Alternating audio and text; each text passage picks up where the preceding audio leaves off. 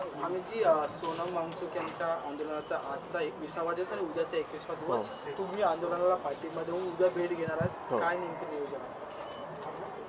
काही नाही, आपण राजसाहेबांच्या पत्राद्वारे आपल्याला कळलं असेल की आमचा सोनम वांगचुक यांना पाठिंबा आहे आणि त्याच्यामुळे मला वाटलं की आज राजसाहेब पण बोलले की आम्ही जाऊन भेटून आलो पाहिजे.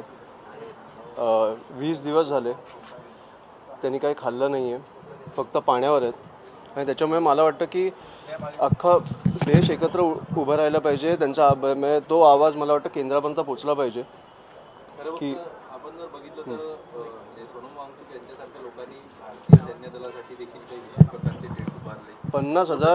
50,000 सैन्यांसाठी मला वाटतं त्यांनी एक जो आतनं एक हिटेड टेंट असतो, तुम्हाला थंडीत जे बर्फ त्यांना थांबायला सांगत सगळ्यांना. मी तुम्हाला बर्फात थंडी नाही वाजणार ह्याच्यासाठी त्यांनी काम केलं आहे. शेतकऱ्यांसाठी, तिकडच्या लडाखच्या शेतकऱ्यांसाठी तुम्हाला जेव्हा त्यांना पाणी नव्हतं मिळत तेव्हा बर्फाचं एक काहीतरी स्कल्पचर उभं केलं ज्याच्यातनं काहीतरी त्यांच्या क्रॉपसाठी जेव्हा पाणी लागतं ते त्यांना मिळतं. असे अनेक विषय मला वाटतं वांगचुक सरांनी केले आहेत आणि तो माणूस आज 20 दिवस जेवला नाही आहे.